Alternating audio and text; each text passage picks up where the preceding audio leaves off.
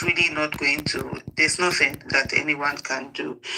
In terms of sanctions, yeah, sanction to an extent is a good thing if it's properly, put out, and not just one country. For example, America sanctions someone. I'm just thinking of what does someone lose if you don't go to the US? I don't think there's much, except maybe for those who have properties there or whatever, or maybe they have lives or whatever there. They really can have another level. America is not the place that you want to go to if you're going for enjoyment and a lot of things. Be it whatever, you can find it anywhere. So being sanctioned by the United States of America, it's really nothing. You can get whatever it is that you could have gotten there elsewhere. Is is it a sanction that cuts across? For example, if somebody is sanctioned, like you say, from the EU sanctions you, the UK sanctions you, United States, Canada, Dubai, China is never going to sanction anybody anyways, and all of that, it might have, a more impact on the people that have been sanctioned.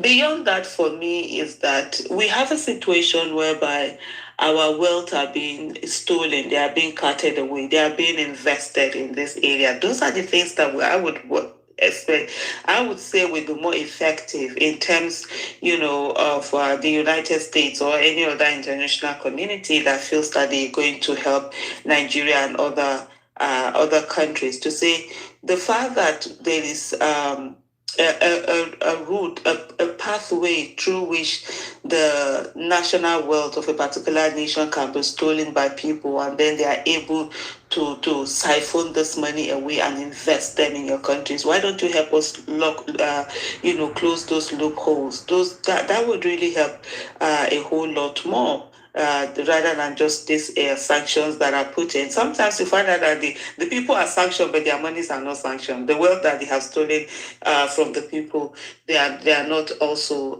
sanctioned. On the overall, for me, looking at the designation of Nigeria as a country of particular concern, this is not the first time that Nigeria has been designated as a country of particular concern. There are a lot of countries that have been designated as such. Saudi Arabia, China, a whole lot of other countries are on that list. And so the ways, for me, I just see it as a hype. The United States currently have a showman who is occupying the office of the president, and of course, for him, it's about what is that popular thing that he can be part of, and we increase his rating. He's gonna do it. Does he really care enough to be able to say, okay, yes, they're really working towards it? That's another thing for us to see. Having said that, also for us as Nigeria, and even as Nigeria as a country, I do not see any reason why the focus should be on propaganda, whether it's a Christian genocide, or there's a Christian genocide, or there's no Christian genocide. At the end of the day, I think we do agree that there's genocide in Nigeria. Nigerians are being killed. And then if, for example, instead of the propaganda of, more Muslims have been killed, and there's, yes, the numbers that have been put out, that shows that, a lot of Christians have been killed. Nobody stopped anybody from also putting those numbers out in terms of, when Muslims are being killed. But what you've had over time is the same people, the same government, and also sycophants that have drowned out the voices of the people when people are being killed, and they have refused to allow people speak, to the extent they focus more on those who are putting out the killings, who are putting out the news of the killing, rather than on the terrorists themselves, are the same people who are coming right now to say that, more Muslims have been killed. Okay, but when they were being killed, what did you do? Did you do something as Nigerians were being killed and you needed to do something about it? Or you simply were busy, trying to ensure that there was a media blackout and there was not any news that comes out of there? I have said it repeatedly, and I'm going to repeat it here, is the fact that in Nigeria, for your death to matter, you have to be strategically killed in Nigeria. For example, I'm a Muslim, right? I'm a Muslim who is from the southern part of the country, the southern part of the country. If I'm killed where I am, it really doesn't make news. In Agbede, Awichi, I mean, Edo North, they're being killed literally. Terrorists are killing people. Nobody cares because okay, yeah, it's Muslim from Edo North and whatever. But guess what? If Muslims from the northern part of the country are killed in that same Edo state, it becomes new. It becomes news. And I'll give you an example. What happened during Uromi? And this is where we, even as citizens, we have failed ourselves and we have given the terrorists enabling environment for them to continue to kill people. When I think it was 15, Nigerians were killed because they happened to come from the northern part of the country. There was an uproar all over the country, to the extent that the Edo state governor had to come to Kano, I think, to go and apologize, even though he had never been to anywhere in Edo state where people were being killed. He has never acknowledged the killings of his own people in Edo state. When I say his people, the people he's governing. But he came all the way, to Kano, and there was, northern governors were speaking, a lot of northern handles, prominent people were speaking, and northerners are being killed, northern Muslims are being killed in Uromi. They were coming. It wasn't about Nigerians being killed. No. It was northern listeners being killed. Guess what? A week after that, 16, I think they were vigilantes, were killed in Sokoto. They are just like the way these people were. They are from the north. They are Muslims. They were killed in the north. Nothing. There was no outcry. There was no talk. So because they were not strategically killed, because they were killed in the northern part of the country, it didn't make any news. It didn't matter. The same way, if you're Christian, for example, you're killed in southeast or southwest, south, okay, there's a bit of this and not much. But if you're Christian and you're killed in the northern part of the country, it becomes that is the news that is being carried and all of that. And just like was it, I think about 2 days ago, there was report that there was some killings in some mosque. Is this Sokoto or where now? And I read a tweet that someone had done, and he said, oh yes, we said it. Because they said there's a Christian genocide, they will start killing themselves now so as to prove a point.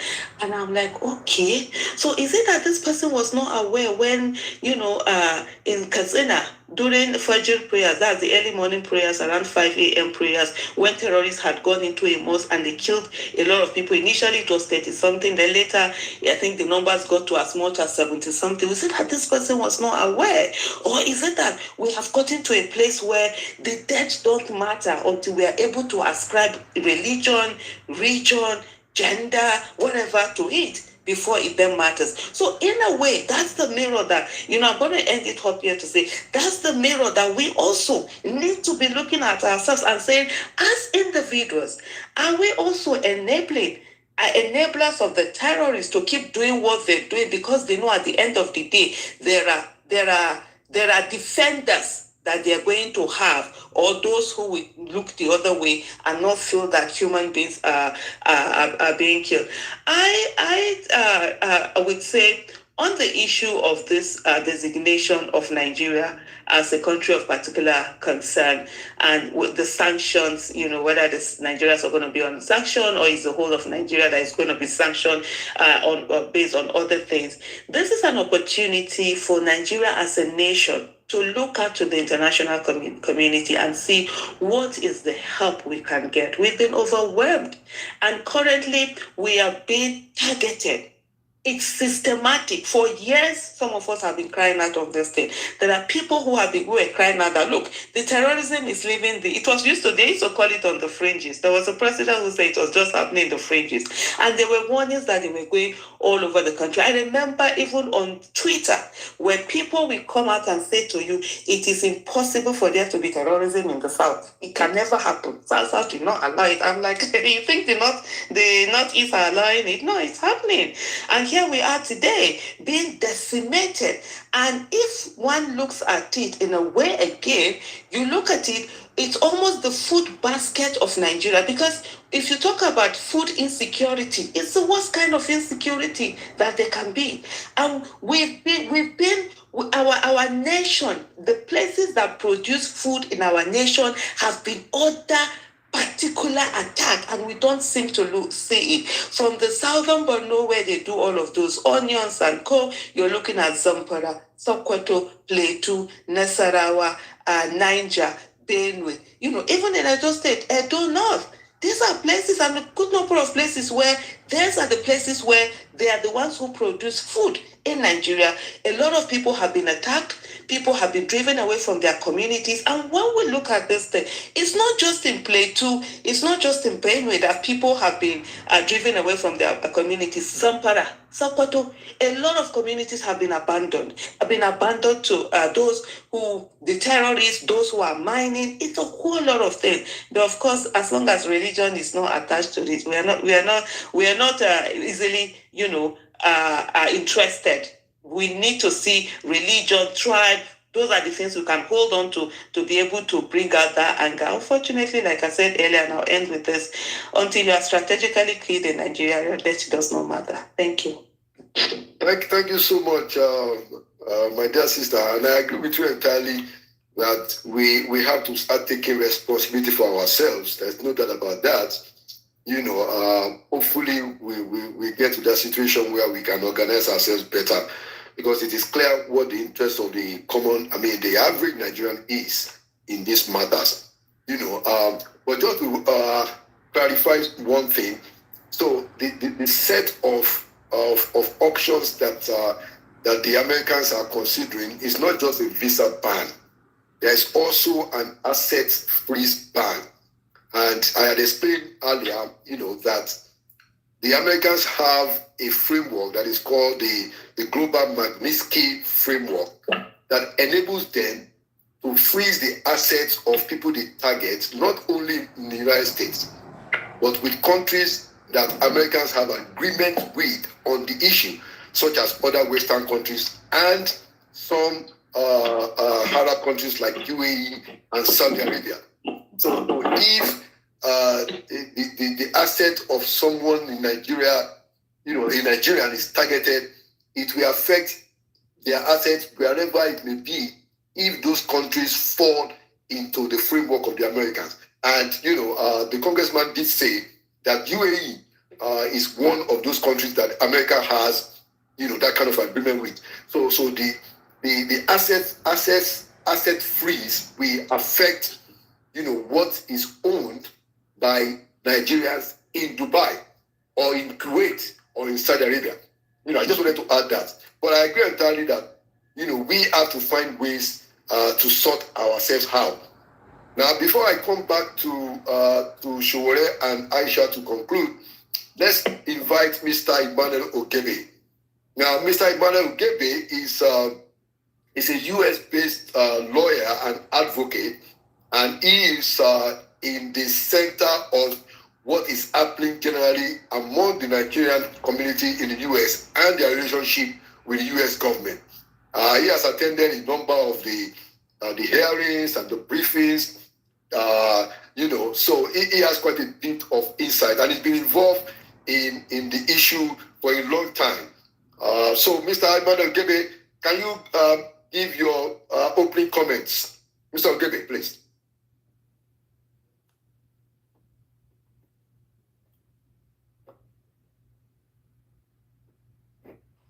Can you hear me okay? Yes. Okay, great. Well, Laolu, thank you very much for having me. I missed your introduction, so I don't fully understand the context, but I had the privilege of hearing my beloved sister Aisha Isufu speaking just now. And every time she speaks, I learn more and more about my country. So now, I want to say that this topic is quite explosive, and the thing about Nigeria is things happen on an hourly basis that is difficult to even keep up. As you know, a U.S. delegation is currently in country, and the same thing that happened during NSAS has happened again. While the U.S. delegation is here on a fact-finding mission, the Nigerian troops reportedly killed 7 women. Okay? Not terrorists, 7 women.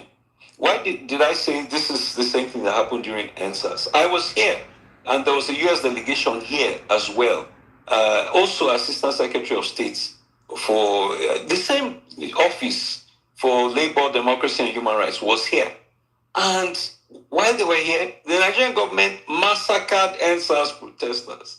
So we went back to Washington, we're discussing, we're like, how crazy are these people? They knew that there was a delegation in the country, and they went and killed their own citizens.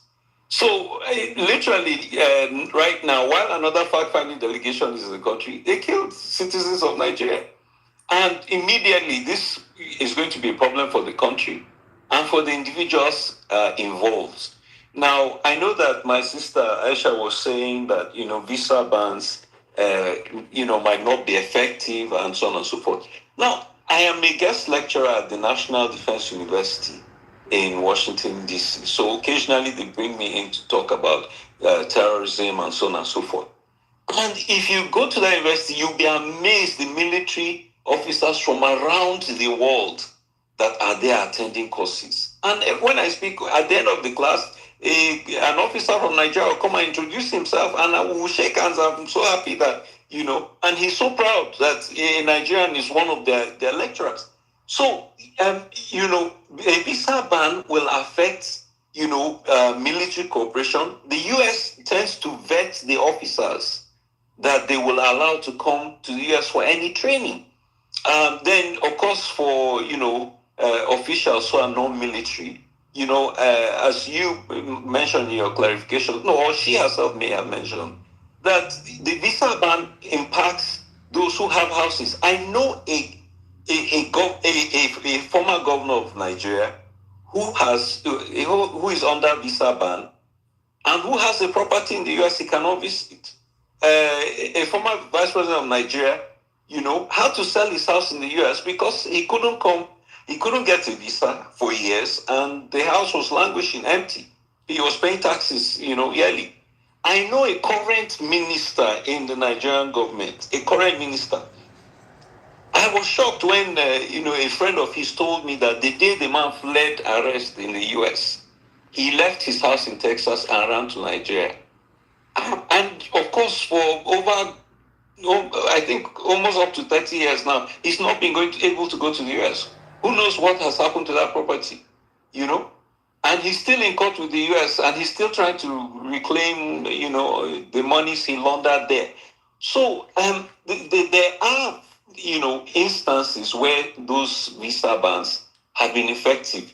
Now, one of the challenges I have with the US is that they publish some visa bans and they hide some. And so people are guessing which one is it. And we've said to them, publish so that people will know why so and so cannot come to the US.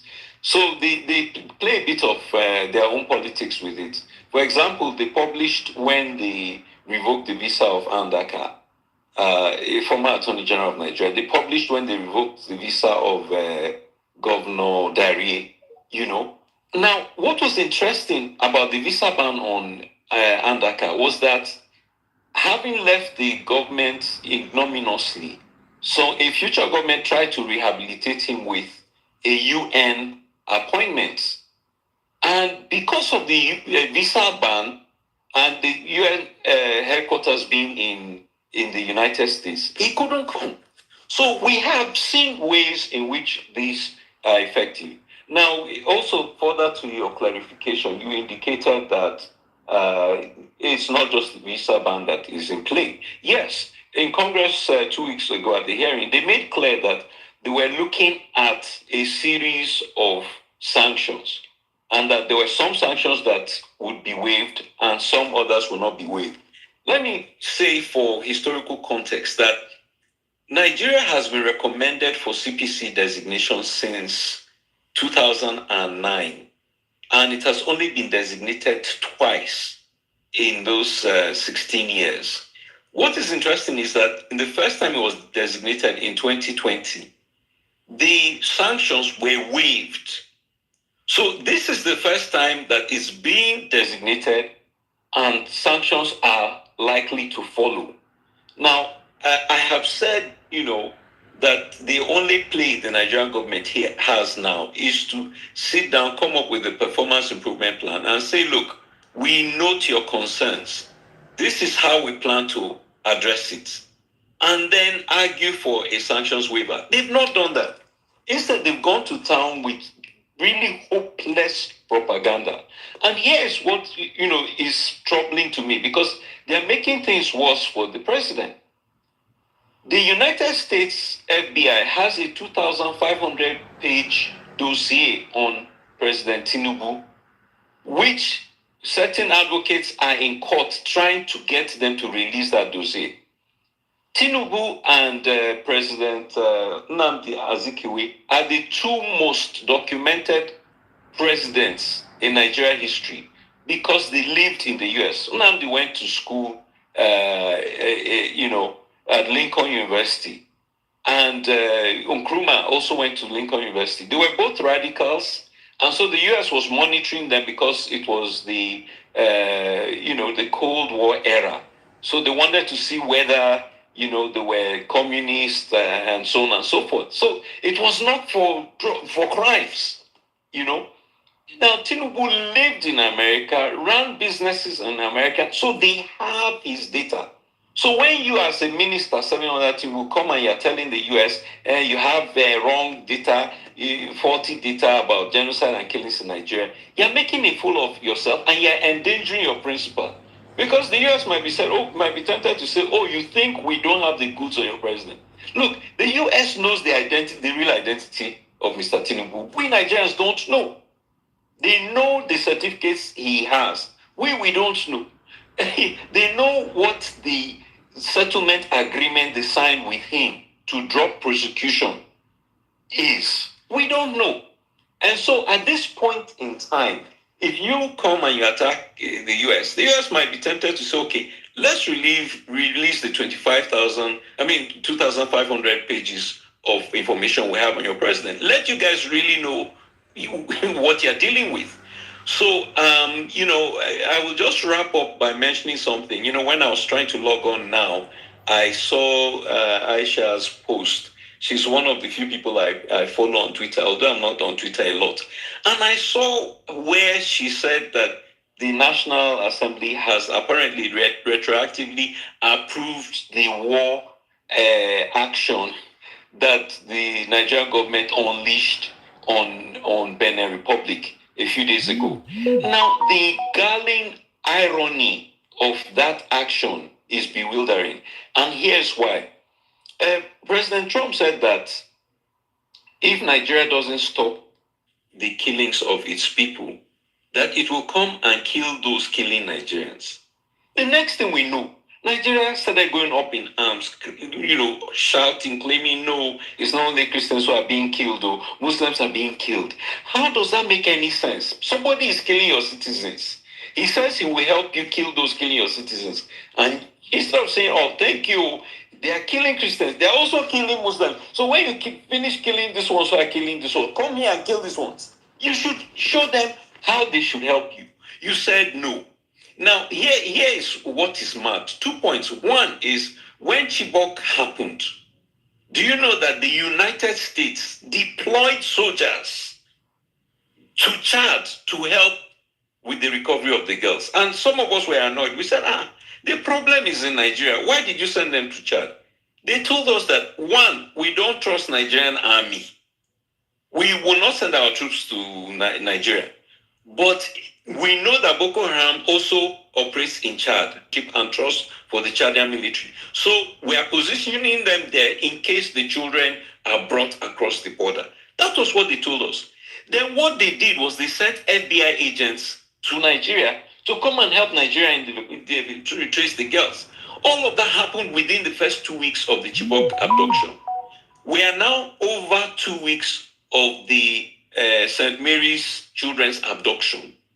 As I'm talking to you, nobody has been deployed to assist. Why? Because when the St. Mary's abductions occurred, which, by the way, in numbers, it's bigger than Chibok, the Nigerian security apparatus, the top, well, at least the NSA and co, when the US convincing America that they are in control of the situation, there's no genocide, kaza. So When your house is on fire, somebody said, "I will help you quench the fire." And you said, "No, and we have plenty of water here. The fire is not like that. We can handle it." They won't help you, and your house will burn. So I would just say, and this is my second point, Tinubu refused the US's offer to kill the people killing Nigerians, and then unilaterally deployed Nigerian Air Force to go and bomb in a foreign country.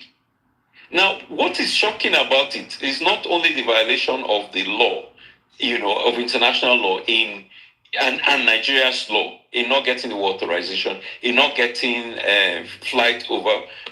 overflight rights from neighboring countries. But what is interesting is that, Tinubu had tried to invade Niger when there was a coup. So the same exact circumstances. And the National Assembly refused to give him authorization. And so he did not invade Niger.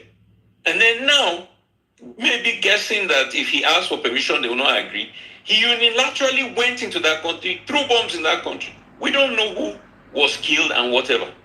And then these same people are saying that, the US should not come and help them to kill the terrorists who are killing Nigerians. So it's a very, very, very strange situation where some of the actions they've taken have really not only shown the hypocrisy, but have shown, the logical inconsistency of their thought process.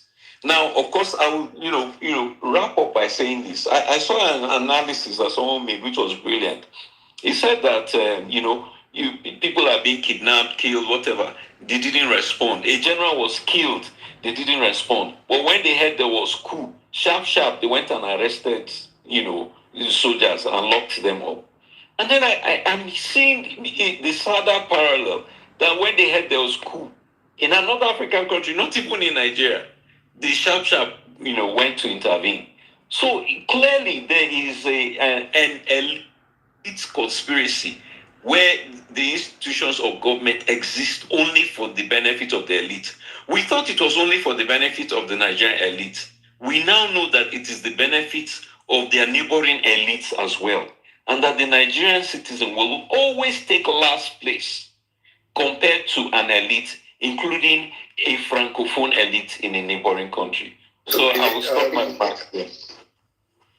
It seems that I can't hear Emmanuel again. I've stopped speaking. I could hear him. Okay, sorry, Emmanuel, I missed your very last comments. So, my last comment, you're trying to get me into trouble because what I said was explosive. You just want me to get into wahala.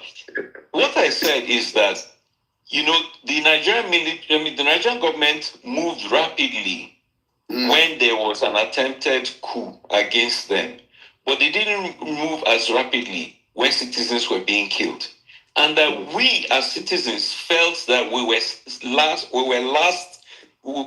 last position compared to the elites in the Nigerian elite, only to discover that we're now even last position compared to their neighboring elites from a francophone country. That's how bad things are, that the Nigerian life does not take priority when contrasted with the power lost of those in the corridors of power.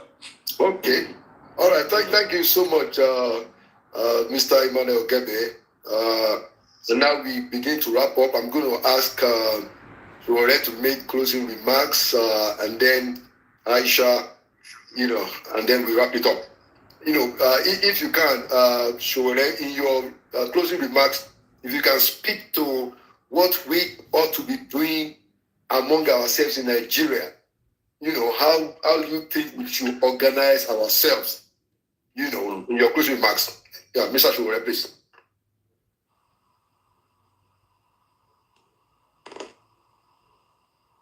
Well, thank you very much. It would have been preferred that a problem that has persisted for 65 years, that we speak at least some more than 65 minutes over it.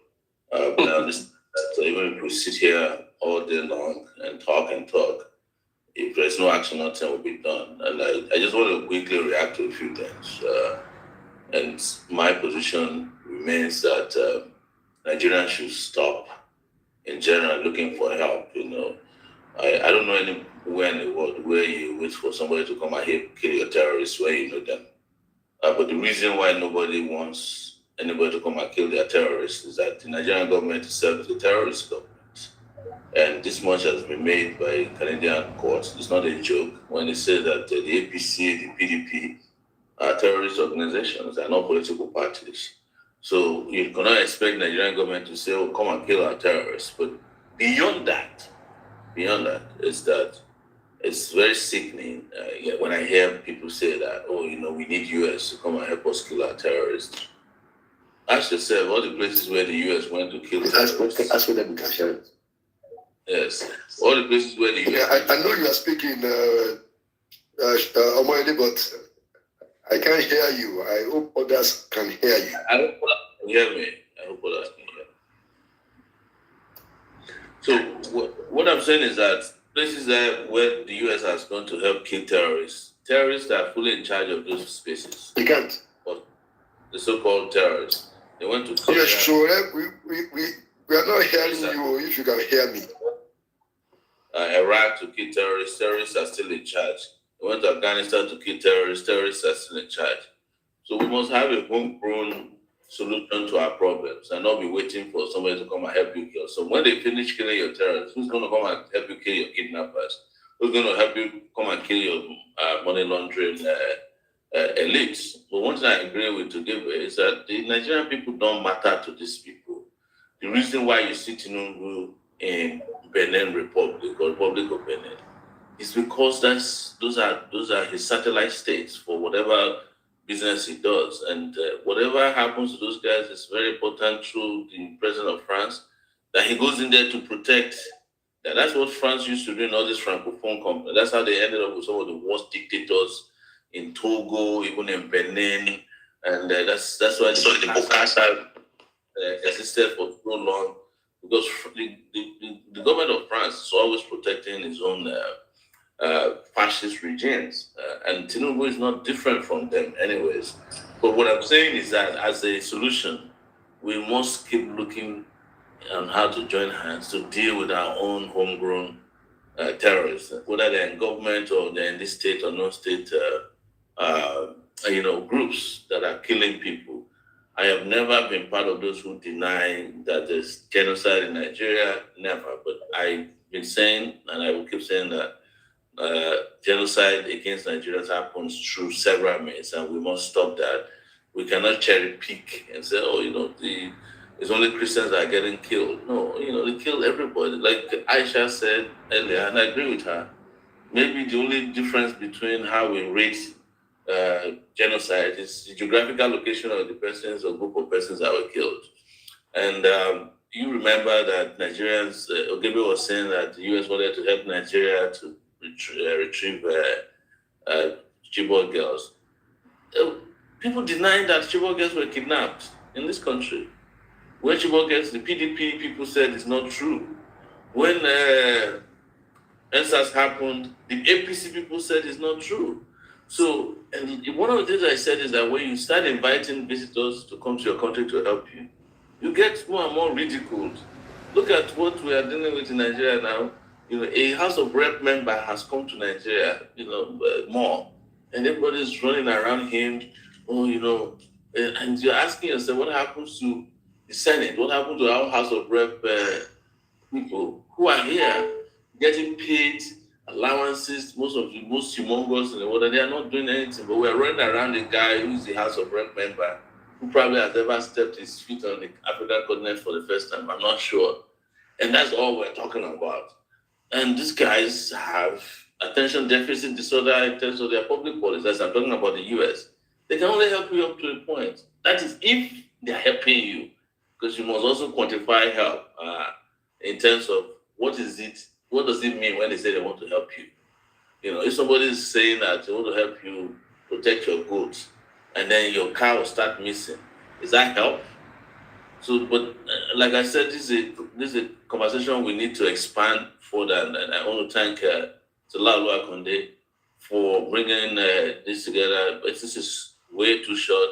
But I don't mind that we have open conversations that are very enlightening to me and others and those who are participants. Then I hope we get to come back to this as soon as possible. But my final submission is that we must figure out how to help ourselves, from our own internal colonizers, terrorists, kidnappers, bandits, especially those who are in government, who have failed in their duties to protect us, because that's the reason why we get dragged on the floor all over the world as a serious country, because we don't have serious leaders anyways.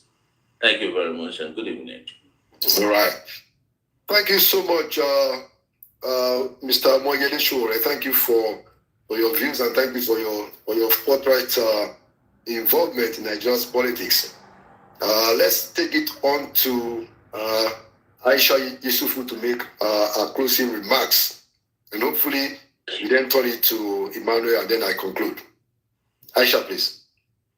Thank you so much. Really, interestingly listening to Showore, and it actually just took me back, back to 2014, when that was the first time that I decided to focus on national issues and look at what was happening in Nigeria. And like he did say, the Chibok girls, then their abduction, a lot of the people who denied their abduction today are the same people who are, some of them are the people who are crying out that, oh yes, there's a Christian genocide. And you're wondering, were Chibok girls not Christian enough? They are most of them. And sometimes we have a lot of things. We have even, how do I say, the partisanship bias. It depends on what party is in power at that time. That's what we'll call it. I remember 2014, the killings in Benue, in southern Kaduna, in Plateau, they were ongoing, and we were talking about it, and a lot of people were attacking us. And that those same people today are the ones who are saying, oh yes, there's a Christian genocide. APC did it. We're like, okay, when this was happening under PDP and we're saying it, we became the enemies, just like we are saying it under APC. We are, the enemies. And sadly, even some people from that same region were the ones who were, high up in denying those killings. So as much as possible, I think we as a people, we should take responsibility. And the reason why Nigerian lives do not matter to Nigerian rulers is because the Nigerian people have not rated their lives. All we're always thinking about is how soon we can be at the top of the ladder to be called VIPs and be protected. So everybody is selfishly looking out for how they can protect themselves. As long as they are okay, everything is all okay, ongoing, and we don't realize that we are all victims waiting to happen. That yesterday's victims were once survivors, and today's victims, today's survivors will be tomorrow's victims. And so it goes on where people are just not really interested. Can you hear me? Can you hear me? We can hear you. Hear me? Yeah. Please go ahead. Okay. We can hear you. Yeah. Okay, great. So we've gotten to a place where people are extremely selfish, and everybody is thinking about just protecting themselves. We're already seeing people who are selling anti-banditry spray and all of that. And I think part of also the problems we have is religion. Religion has been so bastardized in Nigeria. Religion has been weaponized to the extent that people abdicate their responsibilities to God and forgetting that God will not do for them what He has given their capacity for them to do for themselves. And so you see a lot of people just sit down, they're praying, let's pray as long as we pray, forgetting that prayers don't stop bullets. And the people who have been killed, they also were praying when they became victims. But most importantly, just like Showore said, it's such a shame that we are fawning over a House of Rep member, just like we have, House of Rep here. We also have not interrogated our a National Assembly very well. National Assembly has been an absolute disgrace. And, a National Assembly that does not know its right is actually a danger to democracy. That's what we are having right now, where we're seeing what Mr. Tinubu is doing in the way that he has pocketed the National Assembly. The National Assembly is supposed to be the bedrock of democracy, and us as Nigeria, we need to be very mindful in terms of the people who go in there. We tend to hold fellow citizens more accountable than we hold those who are supposed to be speaking for us. They are supposed to be the activists in government. They're supposed to be holding executive accountable, speaking for the people. Like, this whole thing about going to Benin Republic, in what way did they really interrogate that and the effect that it had, on the people? These are things that really the National Assembly should really sit down to interrogate. But at the end of the day, when it's time to vote those people in, we're ready to say, it doesn't concern us. We don't want to do politics, or we don't want to, interrogate it as much as we should. And then we continue to have all of these charlatans continue to be in power and do all the things that they want to do the way that they want to do it. So I will end up by saying that, Mr. Emmanuel, it's such a pleasure, hearing from you. And like you did say, unfortunately, even to the Nigerian government, the VIPs from other countries are even more than the citizens there. We've always known that. There is nothing that that the Americans are saying right now, whether it's Donald Trump or whatever, that have not been said by a lot of Nigerians in terms of the killings, that are going, in terms of the persecution, in terms of how do I put it? When you're persecuting someone, it's not only when you kill that person that you're persecuting the person. When you don't give people an equal footing, and enabling environment for them to thrive. Even when people are going into school based on their religion, they are being denied education, they are being denied appointments just because they are minority in the particular state or region that they're coming for. All of these things are problems, and these are the things that we need to really sit down and address. And unfortunately for us, religion and tribalism has really been weaponized by politicians who do not have the power of persuasion to be able to persuade people towards their ideology. And so because of that, they've used the division, of religion and tribalism to be able to get political advantage. When we had, because I was having a conversation with someone, I mentioned something at the time, and it really struck me because it's a young person, and it was like, during 1993, is it that there was this divide where people in Kanu not come out to protest because it favored I said no, there was nothing like that at that time, because then the military, they had the power of the gun to ensure that they got the authority that they needed. And then when the politicians came in the ideal situation, the politicians are supposed to use the power of persuasion towards their ideology. And unfortunately for us, we have very incompetent politicians who are not able to do that, and then they have gone on to weaponize religion and tribalism. And it is left for us, the people, not allow ourselves, to continue on that path, to take away that religion and ensure that there's accountability, there's equity, there's justice, there's rule of law, and there's respect for human rights. Thank you so much. Thank you so much, my dear sister Aisha. Thank you for your views. Thank you for your courage. And thank you for your forthrightness. We're going to close up. I don't know whether Ogebe wants to speak. Mr. Ogebe, do you want to speak for 30 seconds? Yeah, sure. You're very gone past over. Yeah, please, quickly. Yes. So anyway, it's interesting that this conversation includes yourself, myself, and Showere, who have been activists for over 30 years. And our sister, Aisha, who is a newer activist. They're the ones taking over. I'm not a newer activist. It's a national issue. My first protest was 1992. Okay. So I know you. Okay. So you are even. But the thing is this. So let me tell you the reason. Yeah. So for me, because I grew up poor, I needed to have money to have a voice. Because when you're poor in Nigeria, you are faceless, nameless, and voiceless. So I focused on my financial independence. By the time I was 40, I know that I don't gather money. I don't tell anybody. I tell her, okay, your papa. Excellent. Thank you. Yeah. So, excellent. I just want to point out that, sadly, the life of a Nigerian comes after their big organs, the VIPs, after their neighboring big ogas, and then after the life of a cow. That is how bad things are. Cows are senior citizens in this country.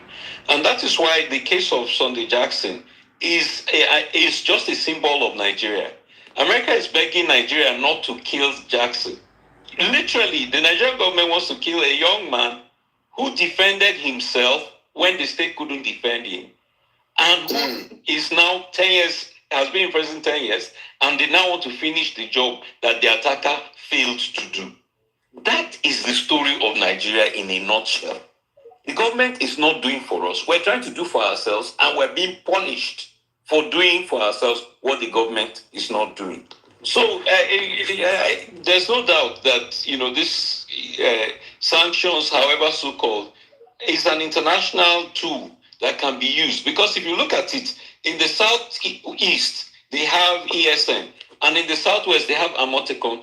In Middle Belt and Corner, we don't have a group that is protecting us. And so we haven't taken to that militancy. So when we advocate to international community and they offer help, we shouldn't shy away from it. You and I and Showore all fled to the US, where we continued our advocacy. So we can't come back and be saying we don't belong to an international order of rules and regulations. That doesn't make sense.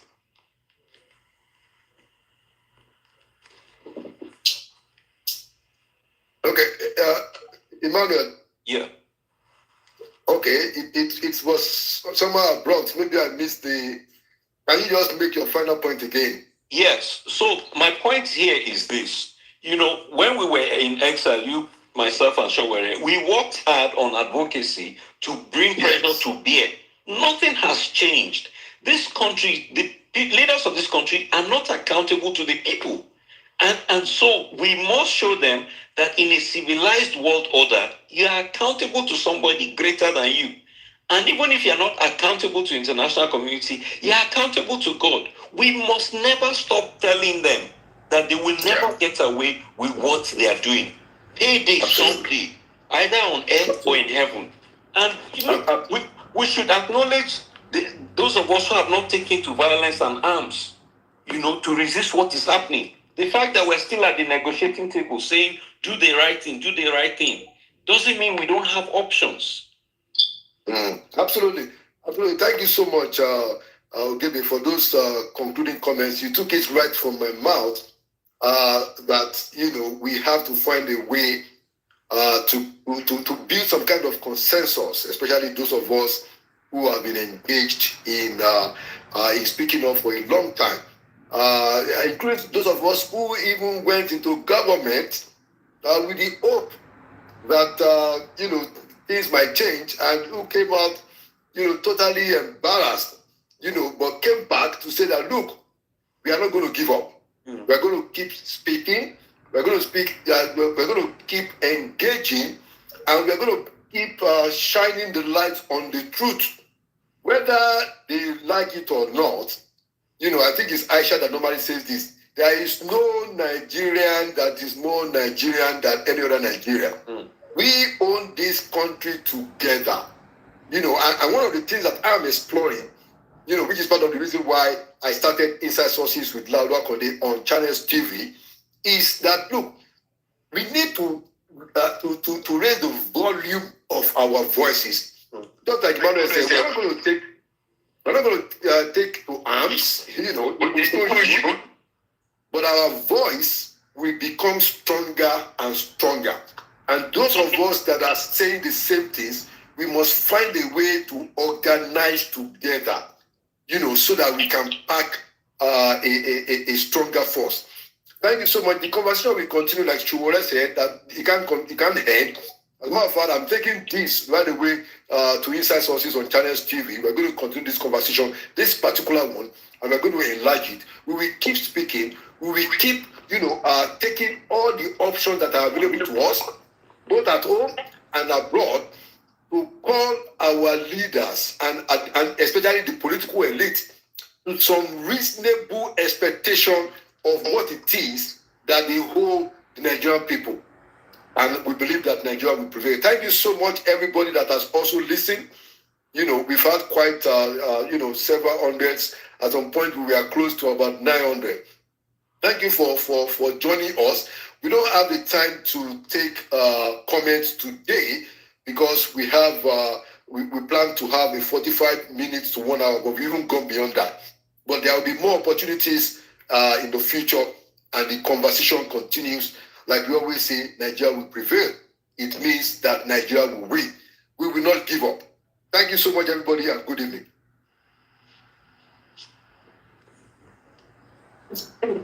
Thank you so much. Thank you. Thank you so much.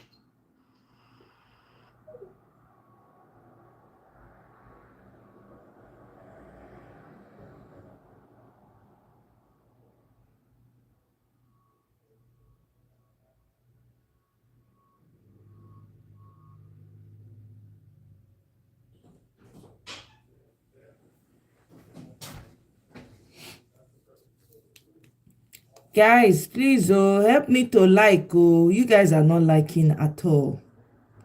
You guys are not liking. I don't know what's going on.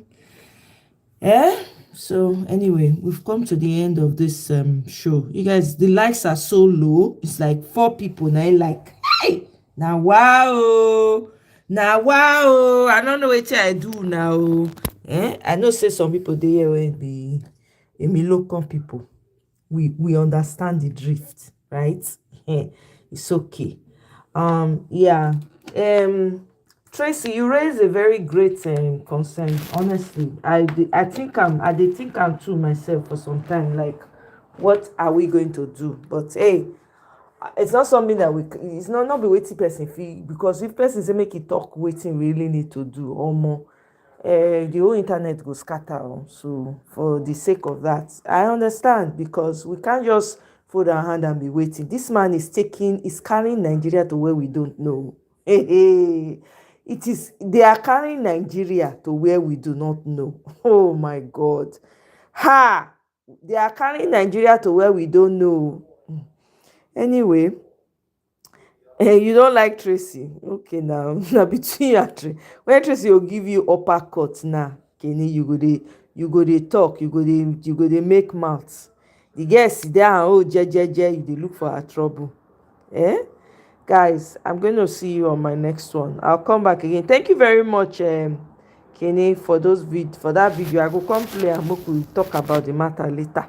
Enjoy your morning. Bye.